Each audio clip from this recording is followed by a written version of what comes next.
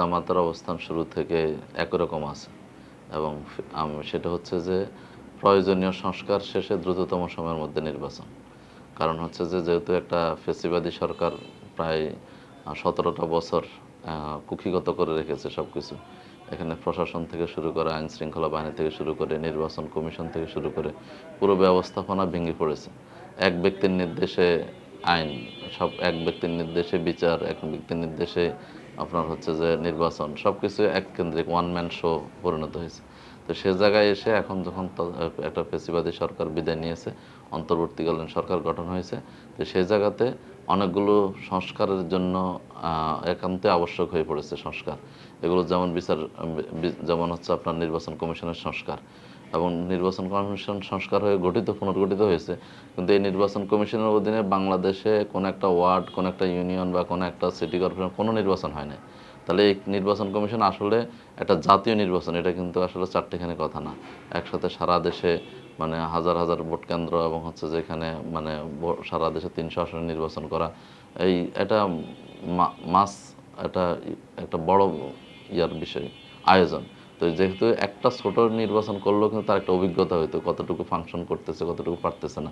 তাহলে যেহেতু তাদের কোনো অভিজ্ঞতা নাই, অথচ আমরা তাদেরকে ঠেলে দিচ্ছি একটা বড় জাতীয় নির্বাচনের জন্য, তাহলে এটা বুমেরাং হতে পারে। কারণ যে কোনো সময় যদি আপনার আইন শৃঙ্খলা বাহিনী যদি সহযোগিতা না করে, পরাজিত শক্তি যদি সেখানে যদি তাদের মানে হঠাৎ করে ওই নির্বাচনের দিন যদি তারা নির্বাচনকে ব্যর্থ করার জন্য, বন্ডল করার জন্য ঝাঁপিয়ে পড়ে, তাহলে আসলে সেখানে কি হবে? তখন তো সরকার ব্যর্থ হয়ে গেলে রাষ্ট্র ব্যর্থ হয়ে যাবে। সে জায়গাতে আমাদের মনে হচ্ছিল যে না, এখানকার এই সরকার নির্বাচন কমিশন সংস্কারের পরে সেখানকার এই দু একটা নির্বাচন অবশ্যই তাদের অধীনে হওয়া উচিত, যেটার মাধ্যমে দিয়ে আমরা বুঝতে পারবো যে আসলে সেটা কতটুকু effectively free and fair election তারা করতে পারে, আয়োজন করতে পারে। পাশাপাশি আইন শৃঙ্খলা বাহিনী আপনি দেখেন যে পুলিশ প্রশাসন থেকে শুরু করে আমরা প্রথম থেকে একের পর এক এই আনসার বিদ্রোহ থেকে শুরু করে সচিবালয় কাণ্ড থেকে শুরু করে অনেকগুলো আয়োজন দেখেছি, এবং সেখানে আমরা দেখেছি আইন শৃঙ্খলা বাহিনী নির্লিপ্ত প্রায়, তাদের কোনো ভূমিকা আমরা দেখি না। তাহলে সেখানে এরকম একটা আয়োজন, জাতীয় নির্বাচন যখন হবে তখন তারা আসলে কতটুকু ভূমিকা রাখতে পারবে, রাখবে কি না, সেটাও আমরা কিন্তু বুঝতে পারি না। তো এই জন্য আমরা জামাতের পক্ষ থেকে বলা হয়েছিল যে এই বিষয়গুলো ইফেক্টিভলি যাতে একটা ফ্রি অ্যান্ড ফেয়ার, সকলের অংশগ্রহণমূলক এবং হচ্ছে যে একটা জনমতের প্রতিফলন হয়, এবং একটা নির্বাচন আয়োজন করার জন্য যে ধরনের সংস্কারগুলো দরকার সেগুলো শেষ করে যত দ্রুত সময়ের মধ্যে নির্বাচন দেওয়া যায় সেই নির্বাচনটা আয়োজন করার জন্য। সেটা কত সময়ের মধ্যে করা সম্ভব?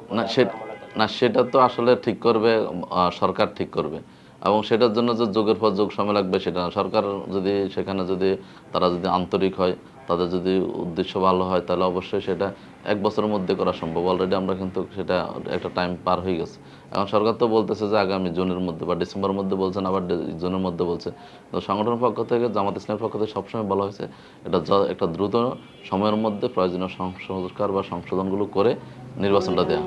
আমি তো আসলে আইডেন্টিফাই করে দিতে পারবো না, বা এটা তো একটা বড় বিষয়, কিন্তু আমি একজন ছোট বা যে আমার পর্যায় থেকে আমি যদি বলতে পারি, তাহলে সেখানে অবশ্যই যে আমি বললাম যে যে নির্বাচন কমিশন গঠিত হইলো, তারা ইফেক্টিভলি ফাংশন করতে পারে কিনা, তাদের অধীনে অন্তত ২-১টা উপনির্বাচন হোক, একটা স্থানীয় সরকার নির্বাচন হোক, তাদের অধীনে কিছু নির্বাচন আয়োজন করে তাদের ইফেক্টিভিটি বা তাদের ইফিসিয়েন্সি সেটা একটা পরীক্ষা হওয়া উচিত, ট্রায়াল হওয়া উচিত।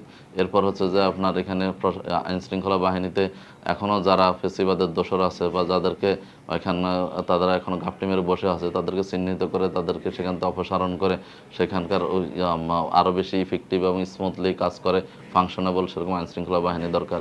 এরপর হচ্ছে যে আপনার আজকে থেকে বিচারালয় থেকে শুরু করে সচিবালয় থেকে শুরু করে বিশেষ করে যারা দোসর খুনি তাদেরকে গ্রেফতার করা হচ্ছে, কিন্তু তাদের বিচারে কোনো অগ্রগতি নেই।